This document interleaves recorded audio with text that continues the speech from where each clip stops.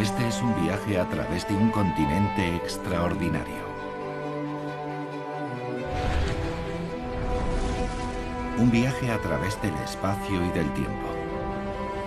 En nuestro camino descubriremos las huellas de los antiguos océanos y desenterraremos restos de bosques tropicales en las cumbres de las montañas. Los dinosaurios serán nuestros compañeros de viaje. Nos encontraremos con los neandertales y seremos testigos de un accidente cósmico que estuvo a punto de destruirlo todo. Conoceremos a los cazadores y a sus presas. Y acompañaremos a Europa en su largo viaje alrededor de nuestro planeta.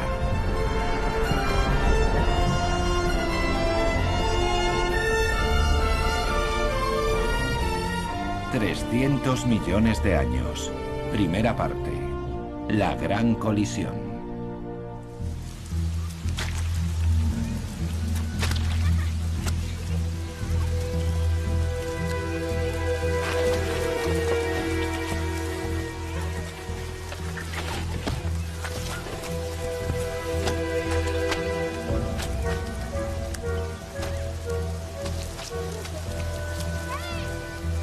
Hace 100 años, muchos ya eran conscientes de la existencia de ciertos animales antiguos y misteriosos.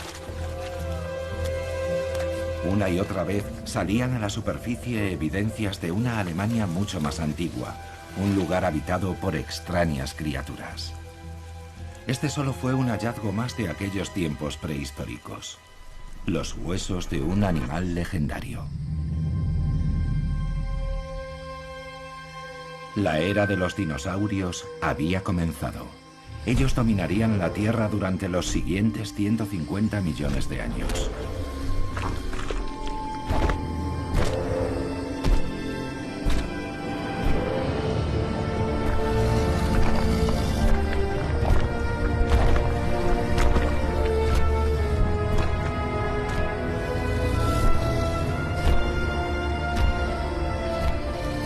Comparado con sus futuros descendientes, el Plateosaurus era un peso pluma. Pero a pesar de ello, este herbívoro seguía siendo demasiado pesado para los terrenos húmedos y fangosos de las ciénagas que habían ido cubriendo su territorio poco a poco.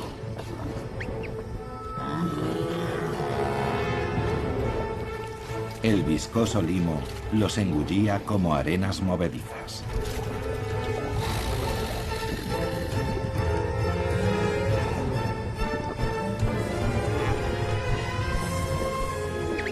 En los tiempos modernos se desenterraron aquí tantos cuellos largos que se les apodó como Swabian Lindworms, por Suabia, la región donde se encontraban. Estas criaturas señalan el comienzo de la historia de los dinosaurios. Aquel hueso solo era la punta del iceberg. Pero antes demos un gran salto hacia atrás.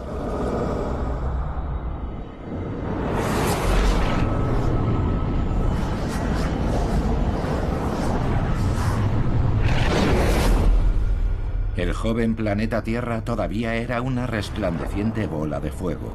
No había aún ninguna señal de nuestro planeta azul. Poco a poco nuestro candente planeta se enfrió. Aparecieron ríos, lagos y océanos. Fue entonces cuando del mar surgió el primer precursor de Europa. El continente apareció a miles de kilómetros de distancia, al sur, en el Ecuador.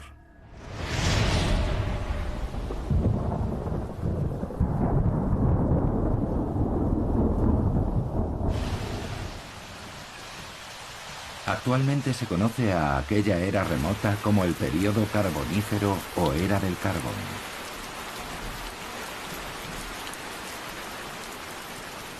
Entonces reinaba en los bosques una atmósfera extraña. Las aves aún no existían.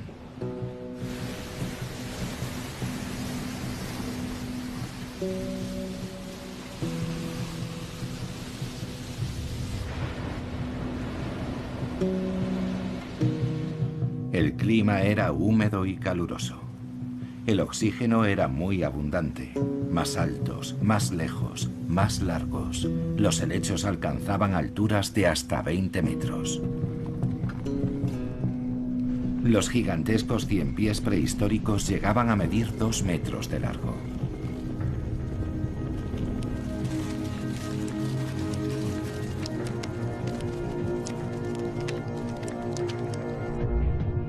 Los caudados fueron los primeros vertebrados que salieron a tierra firme.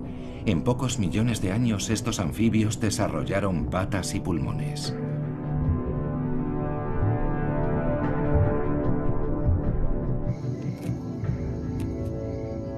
Y por primera vez, los animales conquistaron el aire. Las libélulas gigantes patrullaban las alturas, con 4 alas que se movían independientemente, como las de sus modernos descendientes, eran hábiles cazadoras.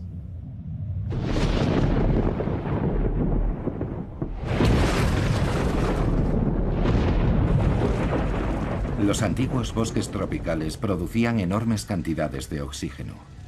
Bastaba un trueno para que la explosiva mezcla de aire entrara en combustión.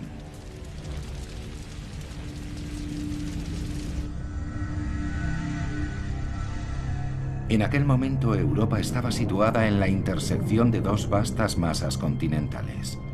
La colisión entre ellas originó una cordillera montañosa que podría haber sido tan alta como los Alpes actuales si no hubiera comenzado a desmoronarse tan deprisa como se había formado.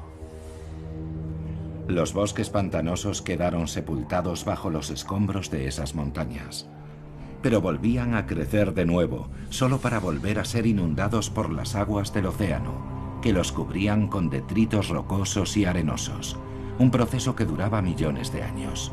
Sin oxígeno las plantas no se pudrían. Primero se convertían en turba, luego en lignito y finalmente en hulla.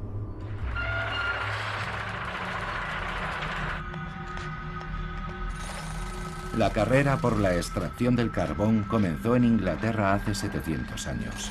Primero en la superficie y después, persiguiendo las vetas más profundas, la minería se hizo subterránea.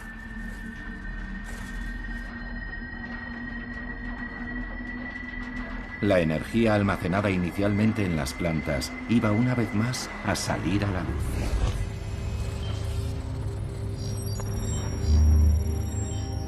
El apetito voraz por la energía literalmente minó las ciudades donde se extraía el carbón. El subsuelo se llenó muy pronto de galerías y túneles subterráneos.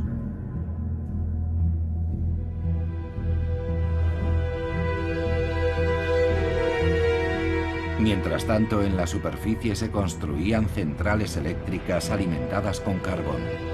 Esas instalaciones convertían los combustibles fósiles en energía, contribuyendo así al progreso y al crecimiento económico.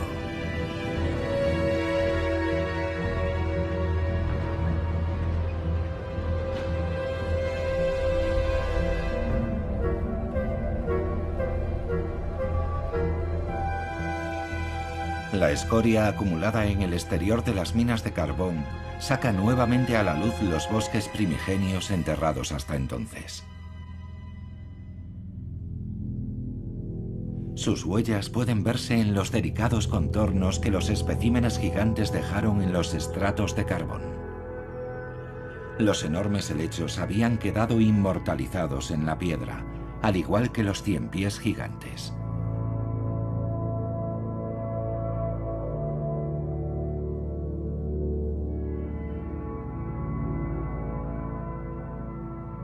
Los troncos de 40 metros de altura de los árboles sigilaria también habían dejado su huella. Como las libélulas, a las que, salvo por su enorme tamaño, cuesta distinguir de su versión moderna.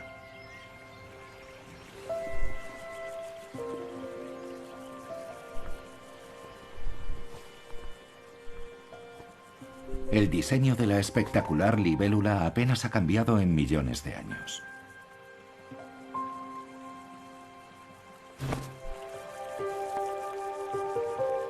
En su juventud, este insecto muda en repetidas ocasiones su exoesqueleto de quitina, que es extremadamente ligero, aunque resistente. Bajo esa armadura desechable, su cuerpo está dividido en segmentos blandos. Finalmente, tras la última muda, despliega sus alas. La libélula ha alcanzado la madurez.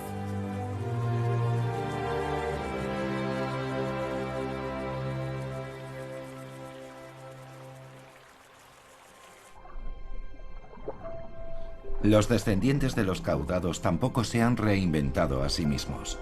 Aún pasan su infancia en el agua, respirando a través de branquias.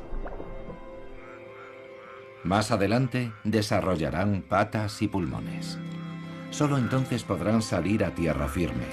Es casi como ver la evolución a cámara rápida.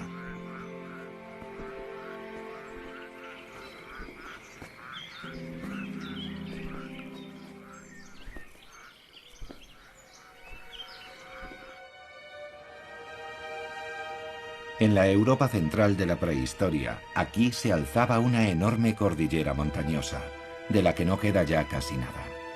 La erosión desgastó esa cordillera del período carbonífero prácticamente hasta su desaparición. La erosión de sus cumbres llenó los valles de rocalla. Lo que queda son los vestigios de las cordilleras del Carbonífero del sur, del este y del oeste de Europa occidental. Los Sudetes, el macizo del Rin y las Árdenas. A menudo el agua se acumulaba sobre los estratos arcillosos impermeables del suelo de los valles, creando lagos. Contemplando el verde paisaje actual, cuesta imaginar que antaño se agitara aquí un océano primigenio.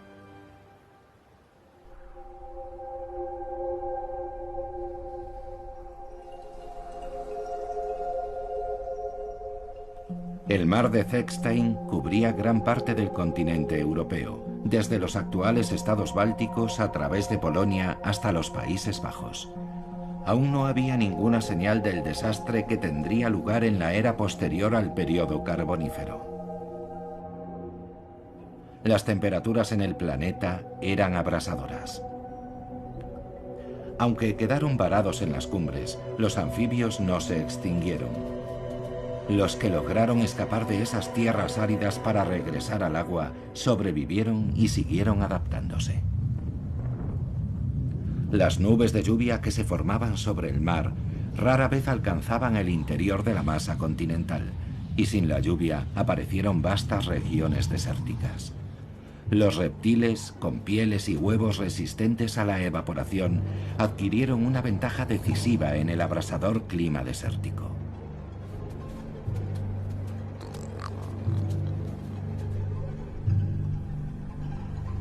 Durante un periodo de 150 millones de años, las cordilleras montañosas cubiertas por el océano se fueron erosionando y luego se volvieron a secar. Lo que quedó fue un paisaje de valles polvorientos atravesados por profundos ríos y arroyos. Los peces del fango encontraron una forma ingeniosa de salir del agua. En vez de pulmones desarrollaron cámaras branquiales que llenaban con agua que enriquecían constantemente con oxígeno, boqueando mientras avanzaban por la tierra. Los peces del fango no son el vínculo entre los peces y las criaturas terrestres. Al contrario, son la prueba de que, para cada reto, existen varias soluciones. Cualquier animal tardaría millones de años en dar el salto desde el agua a tierra firme. Los cangrejos también dieron ese salto. Cuando la marea baja, buscan comida en la arena. Por muy diversas e ingeniosas que puedan parecer las adaptaciones de los animales y las plantas, la naturaleza, sin embargo, los obliga a empezar de cero una y otra vez. A finales del período pérmico, se había extinguido el 80% de todas las especies animales terrestres y marinas. Es muy probable que una serie de erupciones volcánicas aceleraran su desaparición.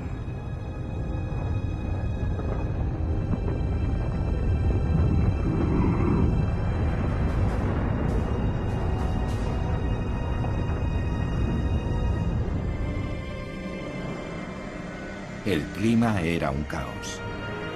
Las algas proliferaron y las bacterias devoradoras de oxígeno crearon zonas muertas en los océanos, envenenando toda la vida marina. A lo largo de la historia del planeta se han sucedido repetidamente extinciones masivas similares, que causaron la desaparición de grupos enteros de animales.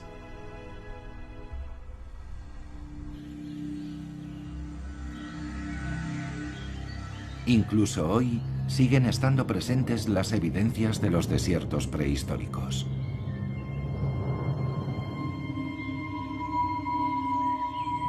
En el bosque del Palatinado, situado en la frontera franco-alemana, se formaron depósitos de arena y arcilla cuyos estratos alcanzan los 400 metros de altura.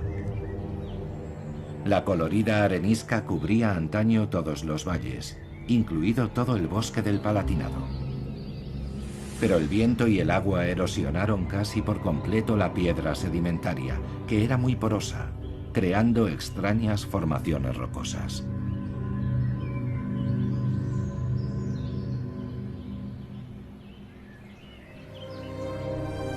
Y el bosque del Palatinado no es el único en Europa que ha cambiado. En todo el continente los helechos arbóreos gigantes fueron reemplazados por otras especies, píceas, hayas, robles y pinos. A primera vista este mar de árboles parece vacío y monótono, pero en realidad está lleno de vida y de sorpresas. En el sur del continente, el pino mediterráneo cubre todo el paisaje. En Europa central y oriental es el haya, y más al norte se extiende la taiga.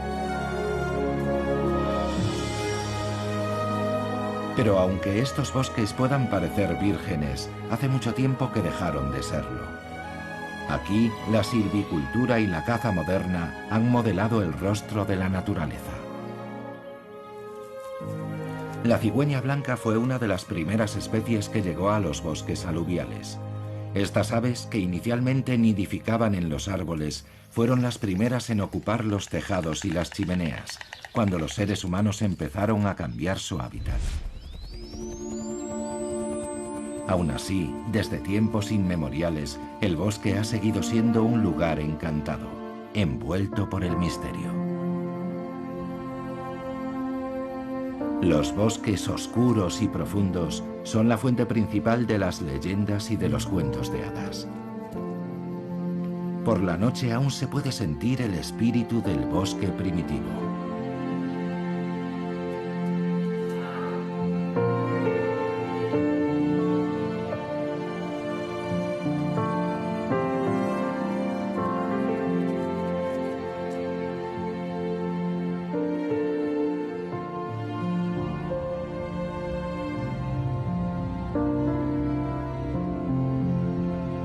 Sin embargo, en algunos lugares, el sueño del antiguo bosque se convirtió en una pesadilla.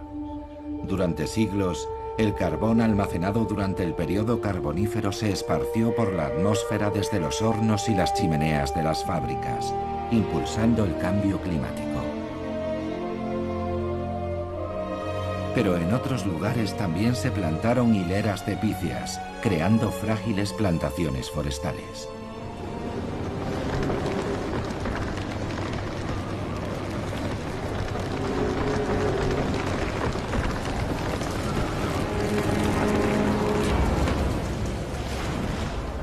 Una fuerte tormenta invernal puede arrancar a su paso los árboles de raíz y destruir todo el bosque.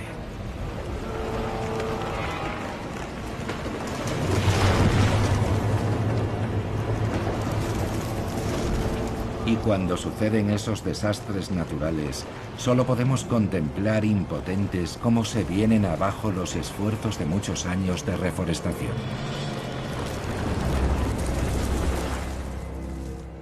En el Parque Nacional de Baviera se han establecido las denominadas células forestales, áreas en las que los árboles caídos no se tocan, permitiendo que el bosque se regenere mediante sus propios mecanismos. Así queda abierta aquí la temporada de caza para los insectos. Los voraces escarabajos de la corteza pueden hacer su destructivo trabajo sin ser molestados. Estos escarabajos depositan en la madera sus huevos, y cuando estos eclosionan comienza el festín. Al igual que una plaga bíblica, los insectos arrasan el bosque de Picias. Pero todo final lleva consigo la semilla de un nuevo comienzo. Aunque de forma involuntaria, la perniciosa plaga ayuda a que surja un mundo nuevo, más natural y lleno de color.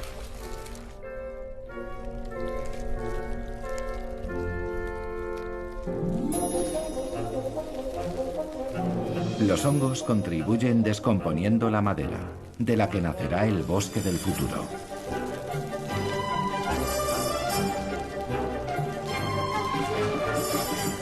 Las setas crecen a una velocidad asombrosa. Prácticamente surgen de la noche a la mañana.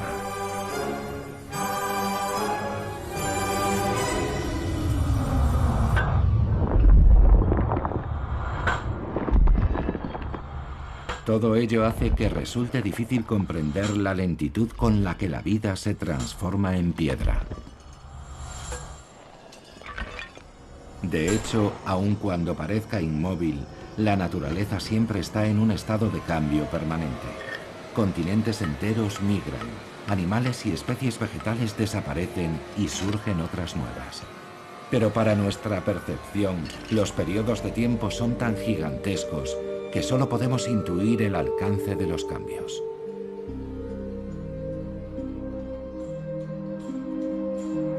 Los acontecimientos de muchos milenios pueden estar comprimidos en tan solo 5 centímetros de piedra.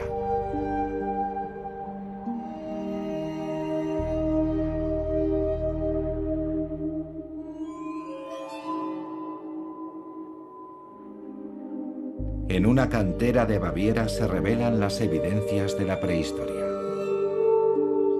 Cuando se excavan sus diferentes capas, salen a la luz nuevos testigos silenciosos de una era desaparecida. Entonces toda la región estaba al borde del mar, con lagunas superficiales cerca de la orilla. Bajo el agua, los arrecifes de corales cubrían la costa. Pero en las proximidades de la orilla, las cosas comenzaban a agitarse.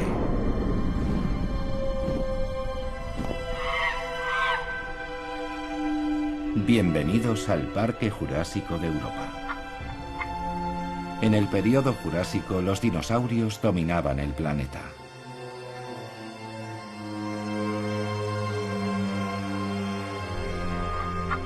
Hábiles voladores, cazadores veloces y gigantes blindados, los dinosaurios conquistaron prácticamente cada rincón de cada hábitat.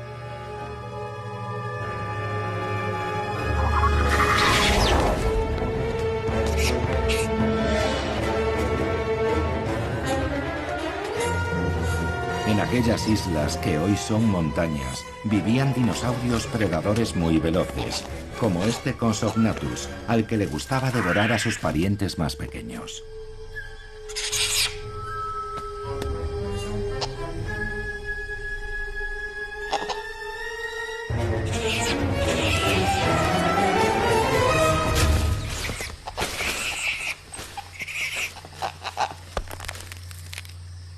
Aquella era salvaje fue testigo del nacimiento de una extraña criatura, con garras y una larga cola ósea, el Archaeopteryx. El primer fósil de Archaeopteryx se descubrió en 1860 en una cantera de piedra caliza de Solnhofen, una pequeña ciudad de Baviera. Era una pluma. Muy pronto se encontraría el primer esqueleto fosilizado de un dinosaurio con plumas, un ave tal vez.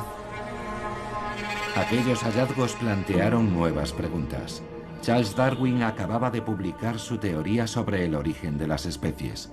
Muy pronto aquel fósil se vio envuelto en una batalla entre evolucionistas. Uno de los bandos lo consideraba la prueba de que las aves procedían de los dinosaurios. Para el otro bando solo era una anomalía exótica, no un vínculo entre las dos especies. Se equivocaban. Cada estrato de piedra caliza de Solnhofen sacaba a la luz un nuevo fósil que originaba una nueva polémica.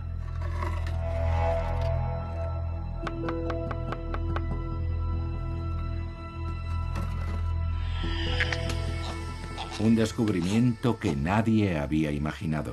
El Archaeopteryx no era el primer dinosaurio con plumas. Pero si el plumaje de ese pequeño dinosaurio predador no servía para volar, ¿para qué lo tenía? Los reptiles actuales tienen la sangre fría. Toman baños de sol para acumular calor. Antaño se creía que los dinosaurios hacían lo mismo, pero las criaturas del Jurásico solo nos dejaron algunas piedras para descifrarlo. Aunque esas piedras tienen mucho que contarnos, siempre que sepamos escucharlas. En ocasiones en el interior de los fósiles se conservan delicadas estructuras.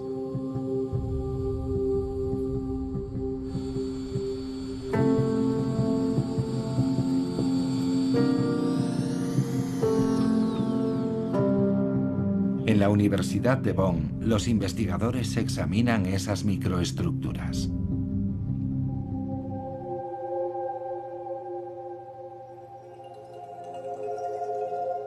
Los científicos han descubierto en el interior de los huesos de los grandes dinosaurios herbívoros anillos de crecimiento similares a los de los árboles.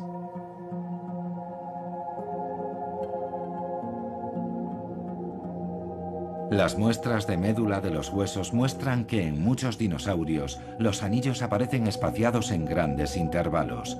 Debieron de crecer muy deprisa, algo que solo pueden hacer los animales de sangre caliente. La historia debe ser reescrita una vez más. Al menos varias especies de dinosaurios tenían algo en común con los reptiles modernos. Dinosaurios bípedos y cubiertos de plumas que calentaban sus huevos con el calor de sus cuerpos y alimentaban a sus crías. El parecido no es una coincidencia.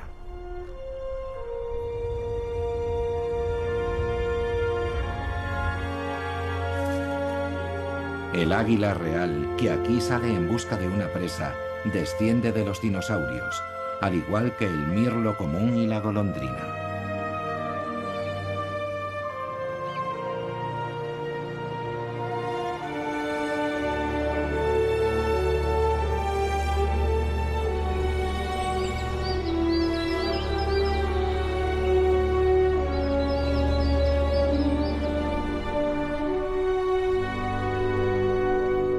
El hábitat del águila parece yermo, batido por el viento, viejo y lleno de grietas.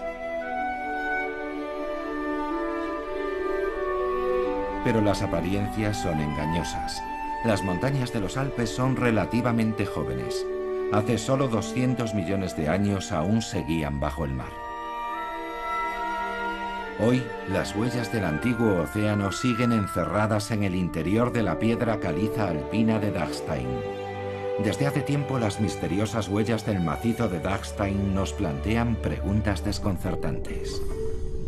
Estos son los descendientes de los habitantes de un océano cálido, del que los Alpes aún tenían que emerger. Entonces, gran parte de la región alpina tenía el aspecto de un paisaje tropical submarino. Más al sur, una profunda fosa separaba el continente africano del continente europeo. El mar llenaba esta fosa, y las playas estaban delimitadas por arrecifes de hasta 1000 metros de altura.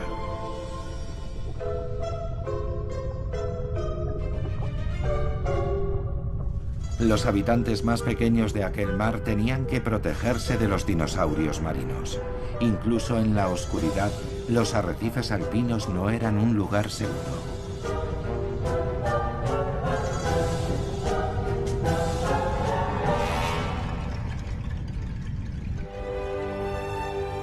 Ahora, ese mar se eleva sobre las nubes. El lecho marino se plegó formando una cordillera. Sus 1000 kilómetros de longitud se estrujaron como un acordeón, y ahora solo tienen 100 kilómetros de anchura. Este escarpado paisaje montañoso es el resultado de la colisión de dos continentes. El continente africano presionaba desde el sur contra Europa. De una forma increíblemente lenta, la corteza terrestre se partió, se elevó y se amontonó en diferentes capas. Y así, desde el fondo de un antiguo océano, los Alpes calizos se elevaron hasta alcanzar una gran altura.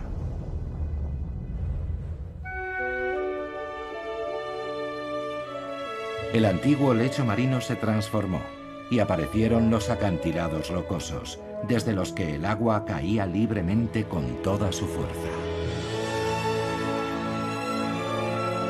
La energía constante del agua volvió poco a poco a erosionar la montaña.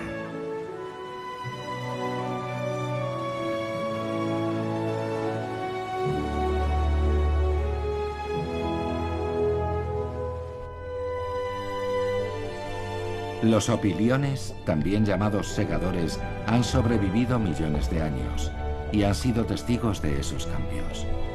Ahora muchas especies están amenazadas.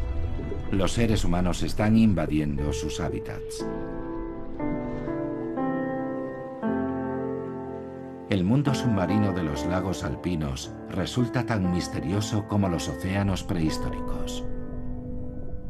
También aquí la evolución ha creado estrategias de supervivencia de una creatividad extraordinaria. Estos lagos cristalinos, aunque pobres en nutrientes, son el hogar de las utricularias. Estas primitivas plantas acuáticas tienen una forma especial de satisfacer sus necesidades dietéticas.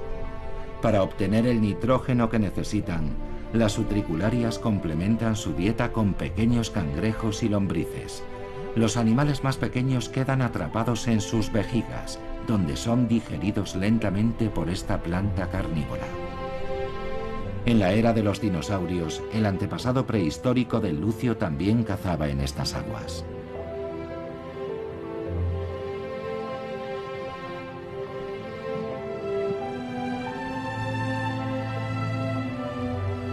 A 600 metros de altura sobre el nivel actual del mar, se encuentra el lago Königssee, o Lago del Rey.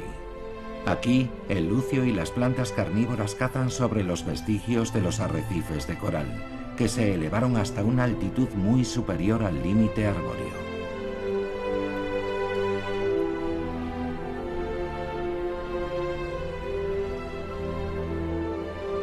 En tan solo unos millones de años, el hábitat se ha transformado, y con él, el reino animal y vegetal.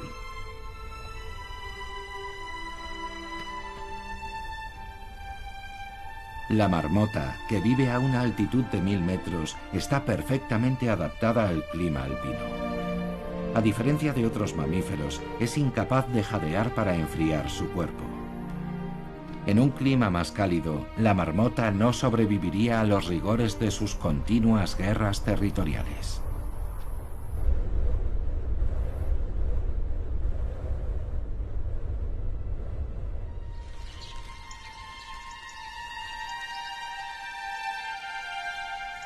Pero, ¿cómo se desarrolla una especie? ¿Cómo actúa la evolución? Mientras los Alpes se elevaban lentamente, comenzó una nueva y colorida revolución. Aparecieron las plantas con flores y con ellas los insectos, algunos de los cuales se adaptaron específicamente a un solo tipo de flor. Si no existiera uno de ellos, el otro tampoco podría sobrevivir. Los insectos son atraídos por los nutrientes y ellos a su vez polinizan los capullos, asegurando la siguiente generación de las plantas con flor.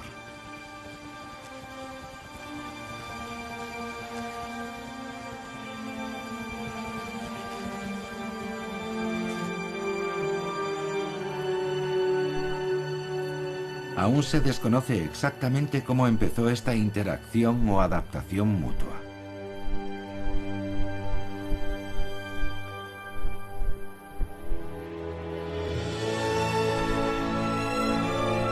A estas altitudes el mundo es un lugar peligroso. El hábitat de alta montaña es especialmente duro. La temperatura desciende 1 grado cada metro de altitud y la diversidad vegetal disminuye. Por eso las plantas que consiguen sobrevivir aquí, a pesar del frío extremo, el sol y la aridez, son auténticas especialistas. En este territorio inhóspito en el que casi ninguna especie arbórea puede sobrevivir hoy, prolifera el pino cembro. Se toma su tiempo para crecer y puede vivir más de 1000 años. Con sus troncos sinuosos y su recia madera, desafían las tormentas y los vientos polares que a menudo azotan estas cumbres. El destino del cascanueces está unido al de los pinos. Año tras año, este pequeño descendiente plumado de los dinosaurios almacena meticulosamente sus piñones.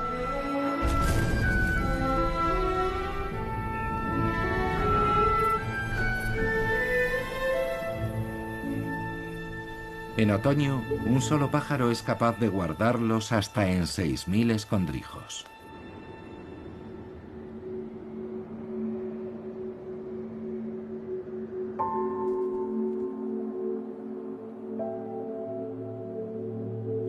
Cuando llega el invierno, el cascanueces regresa a sus almacenes. Puede recordar la mayoría de ellos, pero no todos. Muchas de las semillas olvidadas en esos escondrijos brotarán en primavera, permitiendo que crezcan nuevos árboles. De forma que el cascanueces no solo se alimenta gracias al pino suizo, también asegura la existencia y la continuidad de la especie. El delicado equilibrio de la naturaleza en el límite del bosque.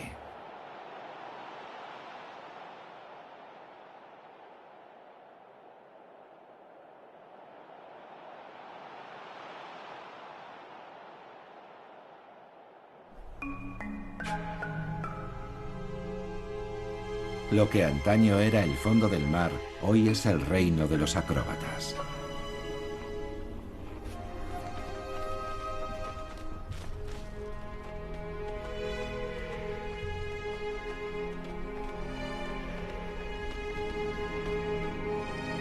Bajo la mirada atenta del águila, un rebeco joven explora nuevos caminos.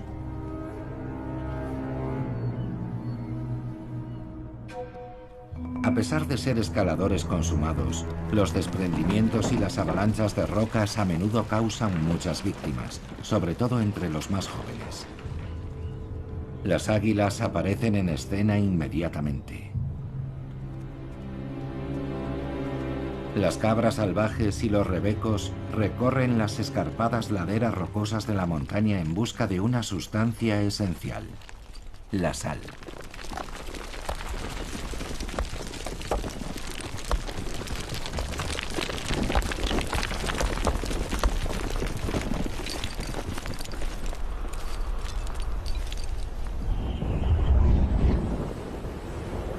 Durante el viaje del continente al norte desde el Ecuador, el sol secó sus mares menos profundos, transformándolos en desiertos de sal. Los océanos del período pérmico también dejaron su huella aquí, en el extremo sur de Alemania. Actualmente esos estratos salinos atraviesan las rocas de los Alpes de Berchtesgaden.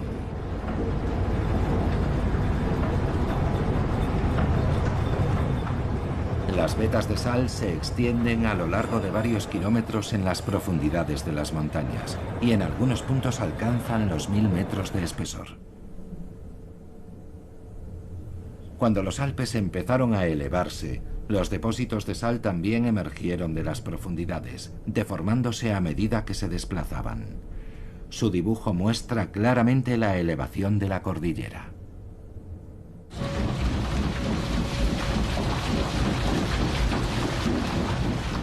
En Berchtesgaden se extrae la sal desde hace más de 500 años. Las perforadoras siguen las vetas de sal en el interior de la montaña. Los pozos y los túneles penetran en las profundidades de la roca de sal.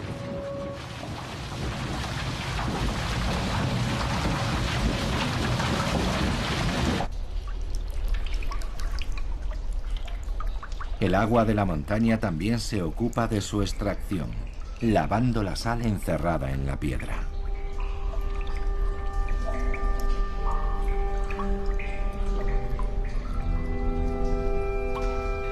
Esta salmuera es casi tan salada como el agua del Mar Muerto.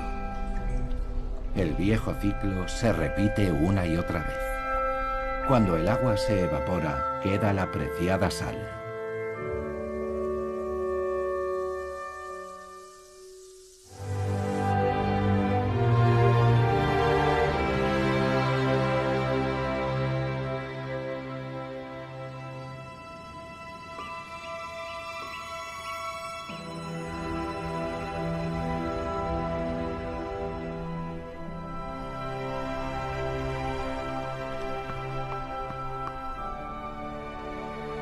Centenares de millones de años han dejado su marca en las rocas, dando a Europa su aspecto siempre cambiante.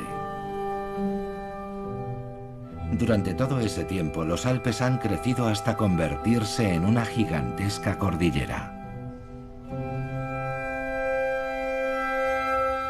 Actualmente, sus picos son los más altos de Europa. Y el macizo alpino sigue elevándose. Pero donde hay una cordillera siempre existirá la presencia constante del hielo, el viento y el agua. De no ser por la erosión, los Alpes ahora tendrían 30 kilómetros de altura.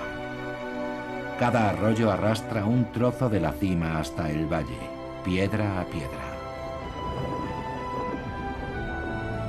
El precursor del Mediterráneo antaño cubría amplias zonas de la Tierra. Y fue de ese océano de donde surgieron los Alpes, creando un río que ahora fluye por 6 países europeos, el Rin. Su historia comenzó hace 50 millones de años. El Rin nace en Suiza, a gran altura sobre el nivel del mar. En su camino, serpenteando a través de los valles, el Rin desciende desde una gran altitud.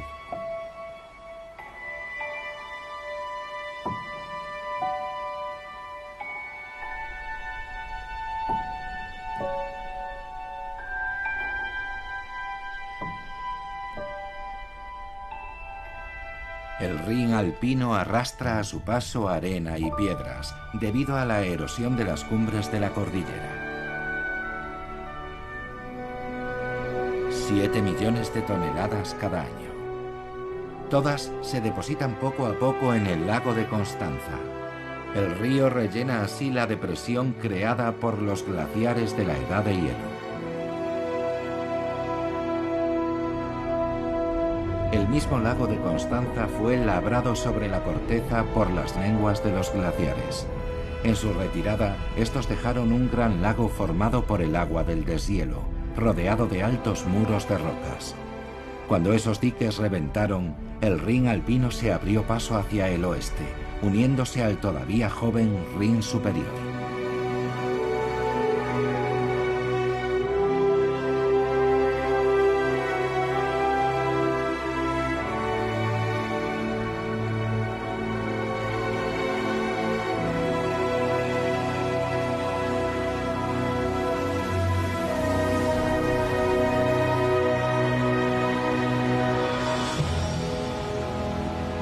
En las cataratas del Rin, muy cerca de Schaffhausen, Suiza, caen hasta 700 metros cúbicos de agua por segundo.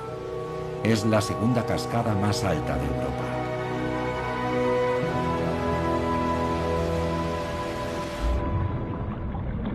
Para los peces, el viaje río arriba acaba aquí, salvo para la anguila. Sus raíces se remontan a hace millones de años. Desde la perspectiva evolucionista, la anguila es un diseño antiguo, pero que bajo ningún concepto está anticuado. La anguila puede salir de su elemento para evitar las cataratas a través de una ruta terrestre.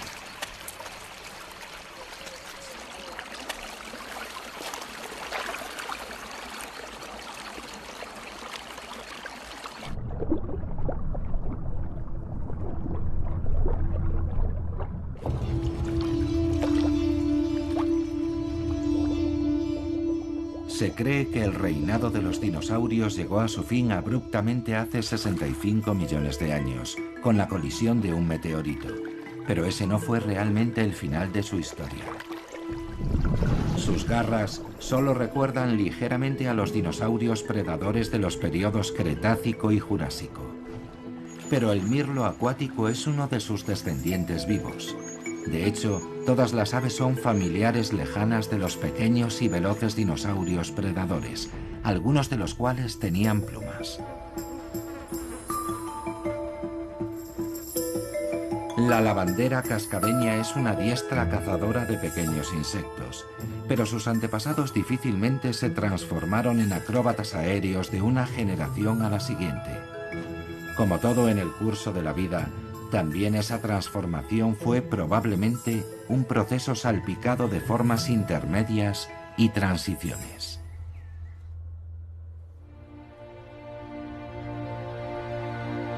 Nada más atravesar Schaffhausen, el Rin entra en Alemania, bordeando la frontera de la Selva Negra, un bosque famoso en todo el mundo. El territorio del urogallo se extiende bajo las sombras de las coníferas de montaña.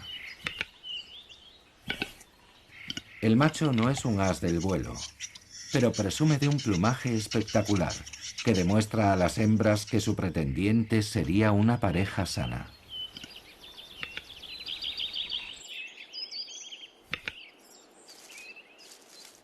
Sus crías serán un poco diferentes a sus padres.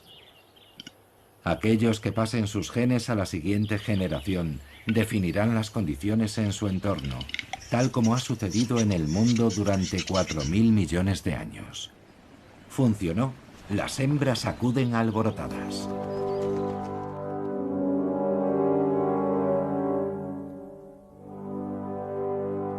Algunos miembros del reino vegetal también han sobrevivido a las extinciones masivas del planeta.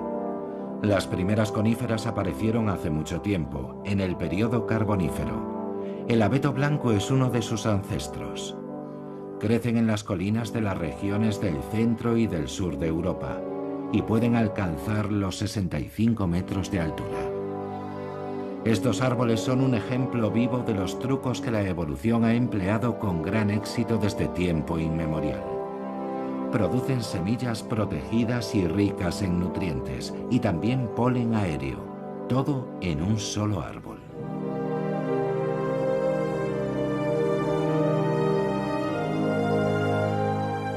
El río Butak nace al sur de la Selva Negra. Durante millones de años, la fuerza incansable del agua ha dejado al descubierto lentamente el estrato rocoso. El río atraviesa la historia de Europa, justo hasta la roca madre de la cordillera del período carbónico. El entorno siempre está cambiando. La Selva Negra vista desde el aire junto al Rin es como una ventana al interior de la Tierra. Aquí se dividió un continente. Hacia el oeste, la planicie superior del Rin, una fosa abierta como un brazo del océano, atraviesa Alemania. Hace 50 millones de años, cuando el sur de Europa central se elevó como consecuencia del empuje de los Alpes, el océano se retiró, dejando atrás el Rin superior. El río eligió un lecho inestable. La corteza terrestre aquí es especialmente fina. A menudo el magma se abría paso hasta la superficie. Milenios de erosión han pulido los cráteres volcánicos prehistóricos. Todo lo que queda de ellos son las laderas en forma de terrazas de Kaiserstuhl, algo así como la Toscana del Rin superior.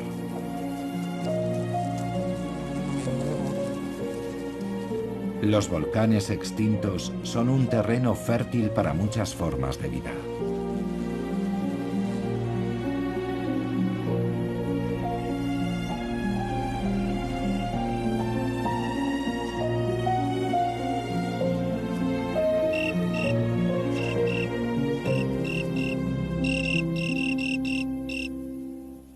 La jungla de hierbas y flores proporciona el camuflaje perfecto a esta extraordinaria cazadora, la mantis religiosa.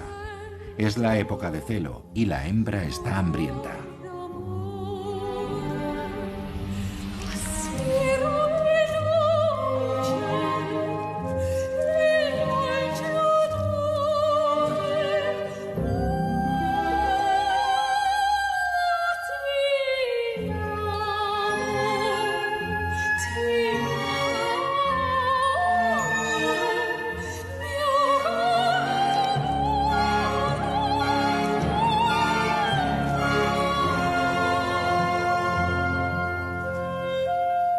El lagarto permanece completamente impertérrito ante el letal encuentro. A diferencia de sus antepasados, millones de años atrás.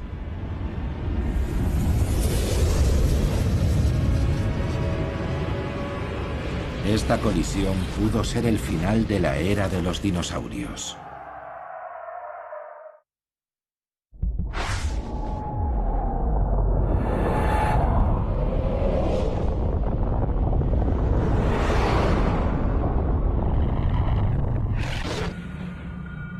La explosión lanzó gigantescas cantidades de polvo a la atmósfera terrestre. Durante meses el Sol permaneció oculto y las temperaturas cayeron drásticamente. Más de la mitad de todas las especies desaparecieron. El debate científico sobre si el meteorito fue la única causa de la desaparición de los dinosaurios continuará probablemente durante mucho tiempo.